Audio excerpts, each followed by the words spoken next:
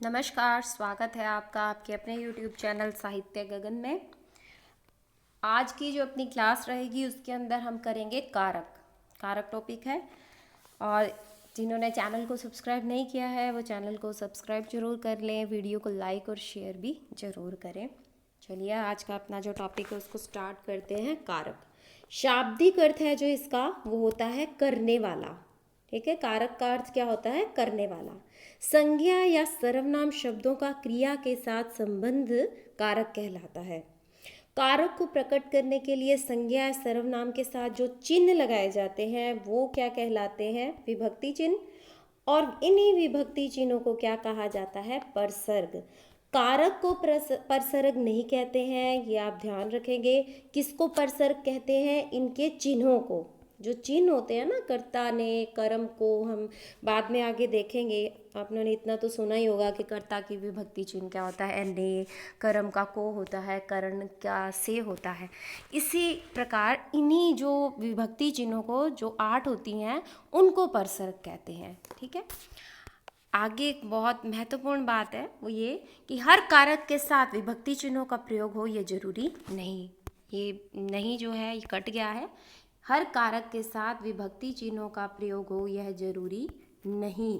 कि मान लीजिए ऐसा प्रश्न तथ्यात्मक आ जाए, तथ्य दिए हो और उनमें से एक हमें सत्य या असत्य छांटना हो और उसके अंदर ये वाला हो कि कारक के साथ विभक्ति चिन्हों का प्रयोग यह जरूरी है, बिना विभक्ति चिन्हों के कारक वाक्य में हो ही नहीं सकता, तो ये जो वाक्य होगा वो हमारा असत्य हो जाएगा। ठीक है, संज्ञा शब्दों के साथ विभक्तियां अलग से, ठीक है, जो संज्ञा शब्द होते हैं उनके साथ विभक्तियां जो होती हैं वो अलग से लगती हैं। कहने का भाव क्या है ये देखिए। राम ने रावण को मारा। यहाँ पे आप देख पा रहे हैं कि ये जो ने है ये विभक्ति है, विभक्ति चिन्ह है, परसर्ग है। कौन सा? कर्ता का। और ने रावण को मारा, ये कर्म कारक की विभक्ति है को। और राम और रावण यहाँ क्या है? एक संज्ञा है। सब संज्ञा क्या होती हैं? जो दुनिया के अंदर जितनी भी चीज़ें हैं वो क्या है? संज्ञा है। ठीक है, तो इनके कहने का भाव ये है कि संज्ञा के साथ जो विभक्ति चिन्ह परसर्ग आते हैं वो अलग से आते हैं और जो सर्वनाम के शब्दों के साथ विभक्ति जो चिन्ह आते हैं वो साथ में आते हैं। जैसे कि उस, किस, किसको। इसके साथ ने को विभक्ति चिन्ह लगे हैं। उसने, उसको, किसने, किसको एक ही शिरोरेखा के नीचे लगे हुए हैं। इसीलिए इस जो लाइन का भाव ये है कि सर्वनाम शब्दों के साथ विभक्तियां साथ में रहती हैं और संज्ञा शब्दों के साथ जो विभक्तियां होती हैं, परसर्ग होते हैं, विभक्ति चिन्ह, वो अलग से लगते हैं। अब हम जानेंगे कि कारक होते कितने प्रकार के हैं। कारक होते हैं 8 प्रकार के। 8 इसके प्रकार हैं। कौन कौन से? कर्ता, कर्म, करण, संप्रदान, अपादान, संबंध, अधिकरण और संबोधन। ये जो नीचे रेड पेन से, लाल पेन से लिखे गए हैं, ने, को, से, के लिए, से, का, के, की, में, पर, पे, हे, ओ, अरे, ये क्या है? इनके क्रमशः विभक्ति चिन्ह परसर्ग है। जैसे कर्ता ने, कर्म को, करण से, संप्रदान के लिए, अपादान से, संबंध का, के, की, रा, रे, री, ना, ने, नी भी होता है। ये अपने आगे जो पढ़ेंगे विस्तार से। अधिकरण में, पर, पे, संबोधन हे, ओ, अरे। ठीक है, यहाँ पे आप देख पा रहे हैं कि कर्म और अपादान दोनों के साथ से विभक्ति चिन्ह है। कर्म करण है, ये गलती से मैंने कर्म पे लगा दिया है। करण और अपादान ये दो विभक्ति चिन्ह से हैं। आप कहेंगे कि दोनों से है तो अलग अलग कैसे छांटेंगे? ये जब हम विस्तार से पढ़ेंगे इनको वहाँ देखेंगे। ठीक है, अब अपने इन सभी जो कारक के प्रकार हैं, पहले कारक के प्रकार को, कर्ता कारक को हम पढ़ने जा रहे हैं। कर्ता कारक ने। कर्ता कौन होता है? करने वाला। विभक्ति चिन्ह इसका क्या रहेगा? ने। कभी कभी यह विभक्ति शून्य भी हो सकता है। क्रिया के करने वाले या होने वाले का बोध हो। जिस वाक्य में हमें क्रिया के करने का या क्रिया के होने का बोध होगा वहाँ पे कर्ता कारक होगा। ठीक है, जैसे कि अब आप आगे उदाहरण देख पा रहे हैं। सुशील ने खेत को जोता। यहाँ पे कौन सी विभक्ति? ने। सुशील ने। सुशील क्या है यहाँ पे? सुशील वो है कर्ता, कार्य को करने वाला। वो कार्य क्या कर रहा है? खेत को जोतने का। अनिल ने दरवाजा बंद किया। ने यहाँ पे क्या है? कर्ता। ने यहाँ पे क्या है? परसर्ग है कर्ता कारक का। अभिषेक पुस्तक पढ़ता है। यह हमारी जो तीसरी जो पंक्ति है, तीसरा जो हमारी इसकी विशेषता है इस कारक की कि कभी कभी विभक्ति शून्य है, उसको सिद्ध कर रहा है कि कभी कभी यह विभक्ति शून्य भी होता है। तो आप देख पा रहे हैं अभिषेक पुस्तक पढ़ता है। ऐसा तो नहीं कह रहा है कि नहीं अभिषेक पुस्तक को पढ़ता है, ये तो उसकी पंक्ति से ही सिद्ध हो रहा है कि वो पुस्तक पढ़ता है। राम खाना खाता है, ऐसा तो नहीं है राम ने खाना खाता है या राम खाना, कुछ भी नहीं। हमें भाव स्पष्ट हो रहा है कि खाना किसने खाया है? राम ने खाया है। तो यहाँ पे जो कर्ता जो है वो विभक्ति शून्य है, इस अभिषेक वाले में भी और राम वाले में भी। आगे और इसकी जो महत्वपूर्ण इसकी बातें हैं कर्ता कारक की वो देखेंगे। आकर्मक क्रिया के साथ ने विभक्ति का प्रयोग नहीं होता है, जैसे कि गुंजन हंसती है, वर्षा हो रही है, पक्षी आसमान में उड़ते हैं। ये सभी की सभी क्या क्रियाएं हैं? अकर्मक क्रियाएं हैं। जब हम क्रिया का जो टॉपिक पे आएंगे उसको विस्तार से पढ़ेंगे तो वहाँ आप देखेंगे कि दो प्रकार की क्रियाएं होंगी, एक तो अकर्मक और एक सकर्मक। ये कहना चाह रहा है कि यहाँ जो भी अकर्मक क्रियाएं होती हैं उनके साथ कर्ता ने विभक्ति का प्रयोग नहीं होता है। ऐसा तो नहीं है गुंजन हंसती है, गुंजन ने हंसती है, ऐसा कुछ नहीं। हमें पता है कौन हंस रही है? गुंजन हंस रही है। यहाँ पे कर्ता कौन है? गुंजन है। वो कोई ये हमें पता नहीं करना पड़ रहा कि हम विभक्ति चिन्ह या परसर्ग लगाएं, है ना। वर्षा हो रही है, स्वतः स्फूर्त है, हो रही है। पक्षी आसमान में उड़ रहे हैं, पक्षी आसमान में उड़ते हैं। ने विभक्ति का कोई यहाँ पे लेना देना नहीं है। तो अकर्मक क्रियाओं के साथ विभक्ति ने का प्रयोग नहीं होता। अब हम आ गए कर्म कारक की तरफ। कर्म कारक को विभक्ति चिन्ह इसका होता है को परसर्ग। वाक्य में जिस शब्द पर क्रिया का फल पड़े वही क्या होगा? कर्म कारक होगा। ठीक है, उससे हमें पता भी चल जाएगा कि वो क्रिया जो है अकर्मक है या सकर्मक है। अगर उसमें कर्म है, कोई भी क्रिया हो रही है, वो क्रिया का फल जो है वो कर्म पर पड़ रहा है, तो वो कैसी क्रिया हो जाएगी? सकर्मक क्रिया हो जाएगी। उसमें कर्म है और क्रिया का फल कर्म पर पड़ रहा है, और उसमें को विभक्ति हमें दिखाई भी देगी और कभी कभी नहीं भी होगी। हमें उसके भाव पे जाना पड़ेगा। ठीक है, जब कभी कभी विभक्ति शून्य भी होता है। जब कर्म कारक शब्द सजीव तो को विभक्ति लगेगी, और जब निर्जीव कर्म कारक शब्द होगा तो वो को विभक्ति नहीं लगेगी।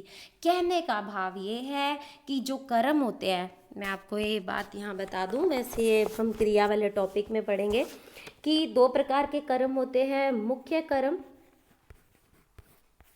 और गौण कर्म।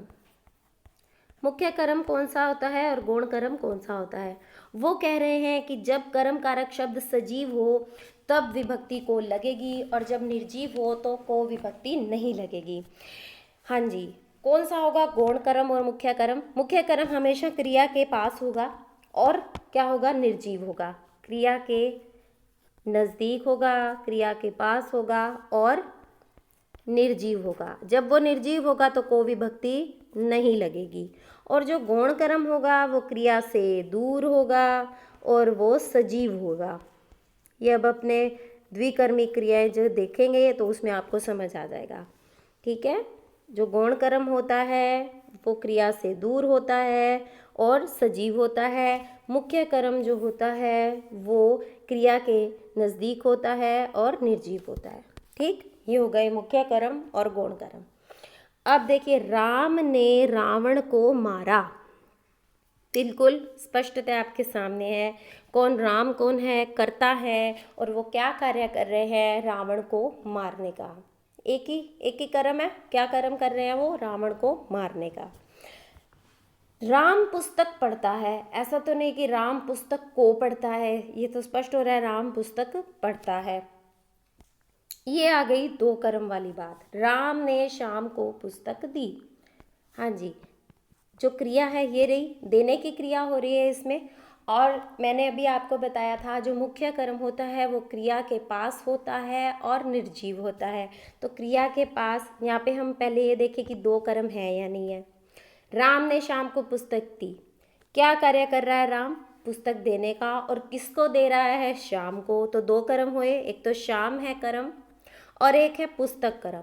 अब हमें ये ध्यान देना है, ये पता करना है कि कौन सा कर्म गौण है और कौन सा कर्म मुख्य है।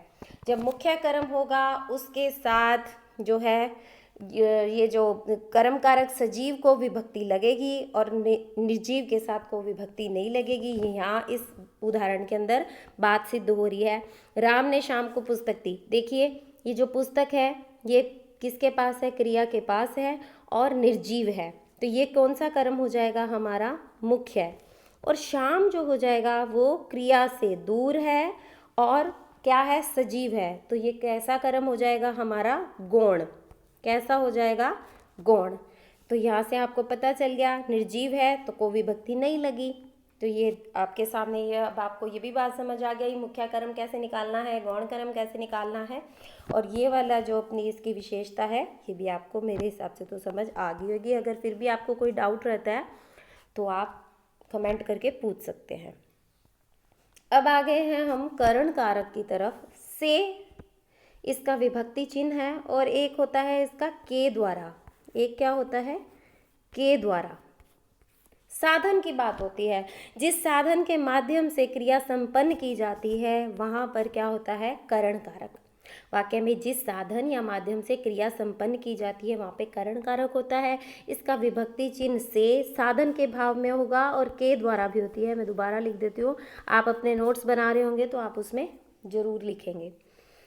निशा चाकू से सेब काटती है, मैं कलम से पत्र लिखती हूँ, सौरभ साइकिल से बाजार जाता है।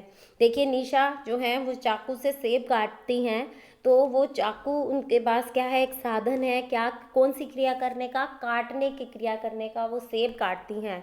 तो यहाँ पे जो से है वो कौन सा कारक है, करण कारक।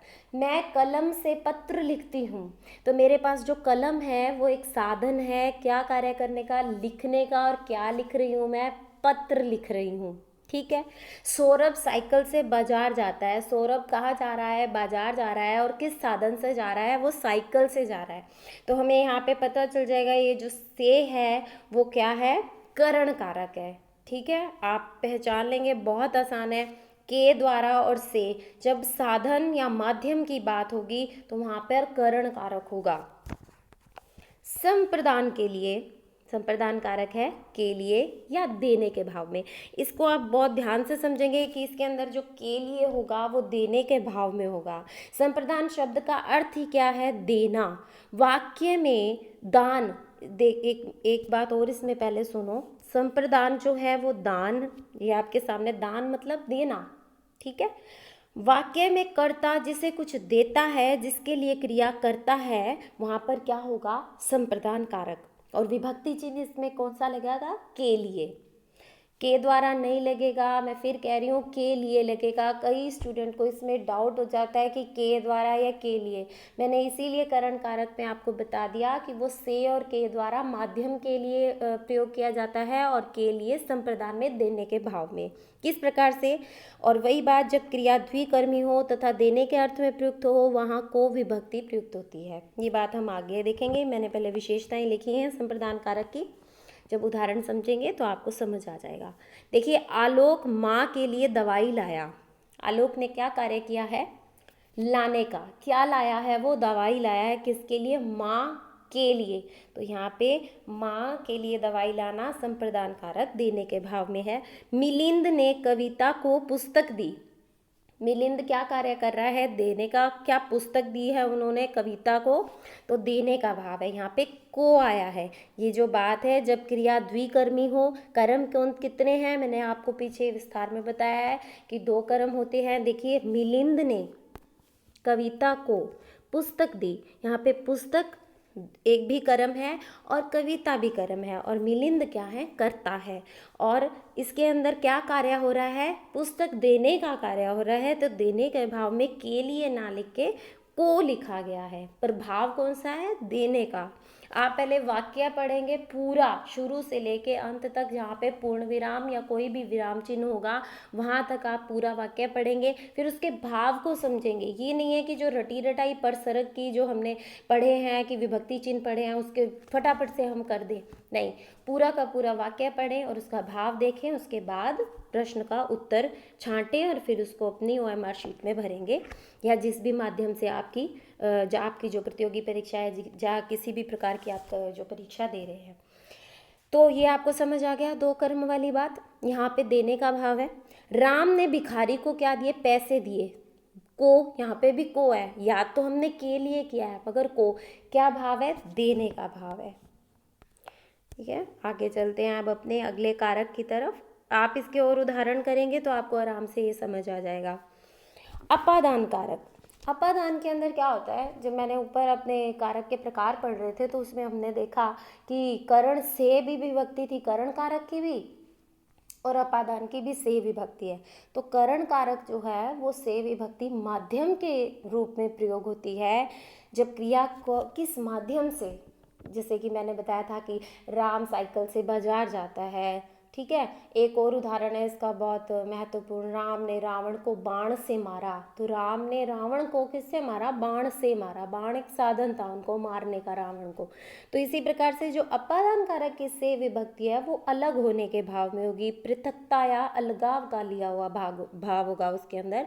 इसके साथ ही साथ उसके अंदर लज्जा, भय, सीखना, आरंभ, तुलना, ये भी भाव होंगे। ये जहाँ भी जिस वाक्य में आपको लज्जा, भय, सीखना, आरंभ, तुलना ये दिख जाए, वहाँ आप अपादान कारक आंख बंद करके कर देना बिल्कुल सही होगा।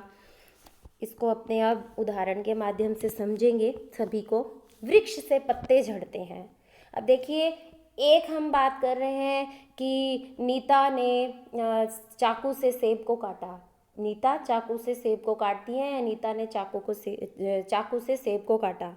एक तो वो सेब काट रही हैं, वहाँ पे तो से जो है वो साधन के रूप में प्रयुक्त हुआ है, और एक वृक्ष से पत्ते झड़ गए।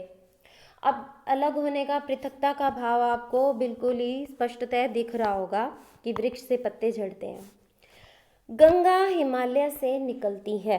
गंगा कहाँ से निकलती है? हिमालय से। एक क्या आरंभ हो रहा है गंगा का धरती पे आने का?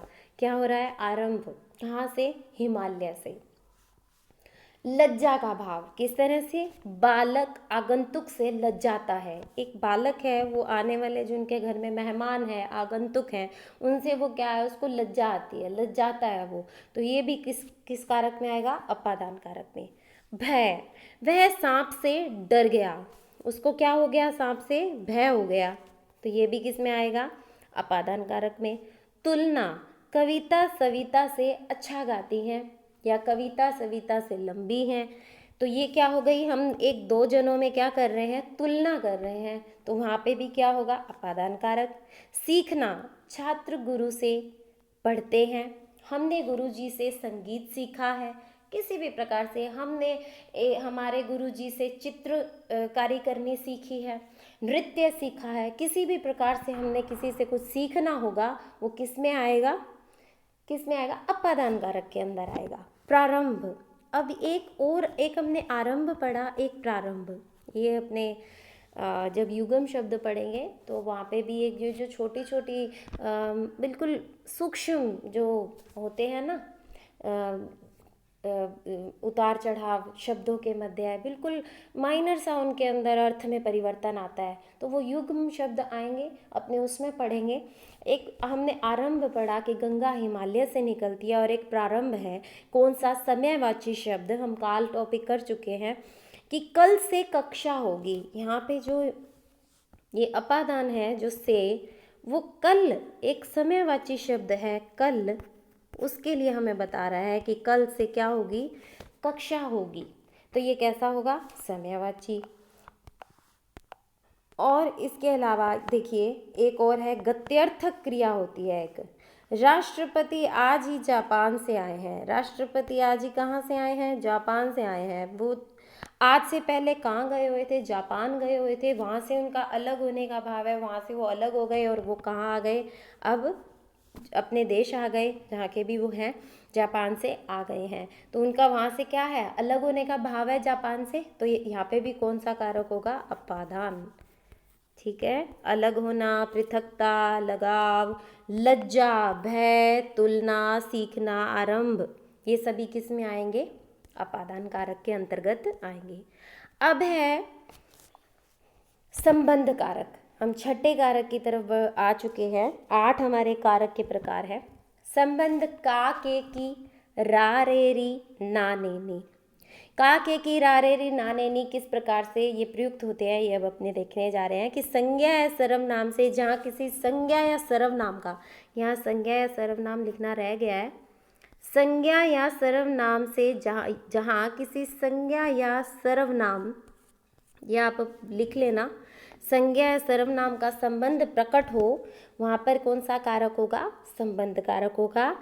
या हम कहें कि संज्ञा शब्द का दूसरे संज्ञा शब्द से संबंध, या सर्वनाम का दूसरे सर्वनाम शब्द से संबंध, या सर्वनाम का संज्ञा से संबंध, संज्ञा का संज्ञा से संबंध, वहाँ पे संबंध कारक होगा। किस प्रकार से, अब आप देखिए, अपने पहले देखेंगे संज्ञा का संज्ञा से संबंध। का, के, की विभक्ति चिन्ह हो जाएंगे।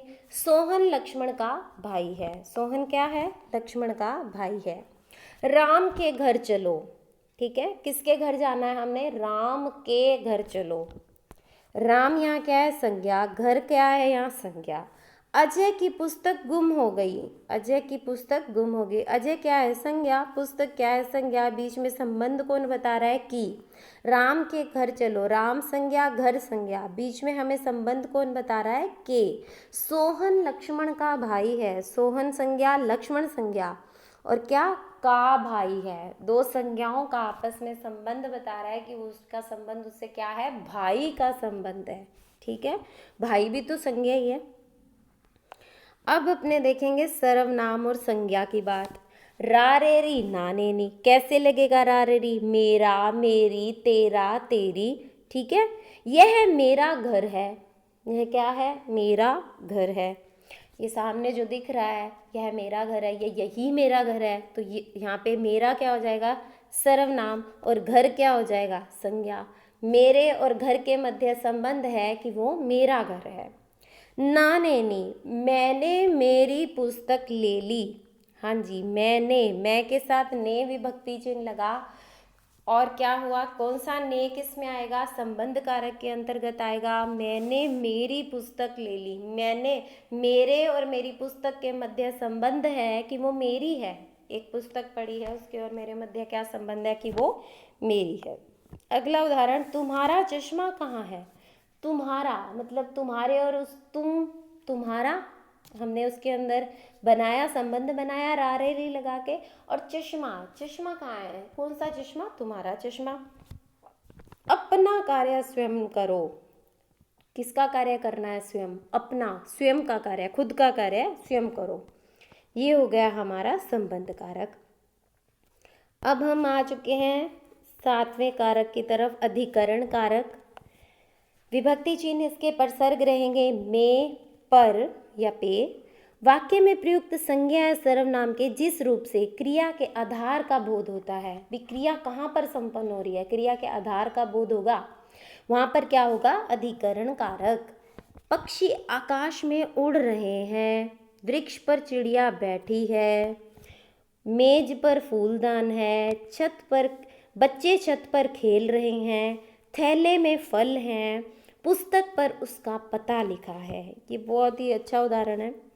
पुस्तक पर उसका पता लिखा है। पुस्तक के अंदर उस पृष्ठ पर उसका पता लिखा है। किसी का, मान लीजिए किसी ने पूछा है कि उसका पता कहाँ लिखा है, तो पुस्तक पर लिखा है, पुस्तक पे लिखा है, कुछ भी हो सकता है। तो यहाँ पे कौन सा कारक हो जाएगा, अधिकरण कारक हो जाएगा। पक्षी आकाश में उड़ रहे हैं। पक्षी का, वैसे तो ये क्रिया हो रही है, कोई भी साधन नहीं है इसके अंदर, आपको पता चल रहा है। और पक्षी कहाँ उड़ रहे हैं, आकाश में उड़ रहे हैं, तो उनका आधार क्या है क्रिया होने का, आकाश। और हमने अभी बात की कि क्रिया के आधार का पता चले, वहाँ क्या होगा, अधिकरण कारक। अब आ गई जी बात संबोधन कारक की। संबोधन कारक, इसके विभक्ति चिन्ह परसर्ग हो जाएंगे हे, ओ, अरे। किसी संज्ञा या सर्वनाम को पुकारा या बुलाया जाए, संज्ञा को या सर्वनाम को पुकारा या बुलाया जाए, उसको संबोधित किया जाए, वहाँ संबोधन कारक, वहाँ क्या होगा, संबोधन कारक। और संबोधन कारक के बाद दूसरी बड़ी चीज़ जो हमें पता करने के बाद देखनी है कि वहाँ संबोधन चिन्ह या अल्प विराम लगा है या नहीं। इन बातों से हम पता लगाएंगे कि वहाँ पर ये चिन्ह लगे हैं, वाक्य शुद्धि में ये आएगा। अगर नहीं लगे तो ये वाक्य अशुद्ध हो जाता है। ये बात भी आपको पता होनी चाहिए कि जब किसी संज्ञा या सर्वनाम को पुकारा या संबोधित किया जाता है वहाँ पर संबोधन कारक होगा। इसको संबंध से और संबोधन से मिक्स मत कर देना, ठीक है। वो पहले आपके पास वो जो आपका विकल्प होगा, ऑप्शन होगा, उस पर डालेगा संबोधन को, लिखेगा संबंध, कि फटाफट से कंफ्यूज हो जाए और संबंध की तरफ चले जाएं। संबंध और संबोधन, इसको ध्यान से पढ़ना है, ठीक है। अब इसके उदाहरण देखते हैं हम। हे प्रभु रक्षा करो, यहाँ पे देख लीजिए आप, संबोधन चिन्ह लगा हुआ है, हे प्रभु रक्षा करो। अरे मोहन यहाँ आओ, अरे क्या है, विभक्ति चिन्ह है किसका, संबोधन कारक का। हे, ओ, अरे, हाय भी होता है। अगर कभी कोई के पीड़ा में हो, विलाप कर रहा हो, तो वो हाय भी कहेगा, हाय ये कैसे हो गया। अगर कोई दुखी विलाप की अवस्था में है तो वो कहेगा, क्या कहेगा, हाय। तो उसके बाद क्या लगा होगा, संबोधन चिन्ह, ठीक है।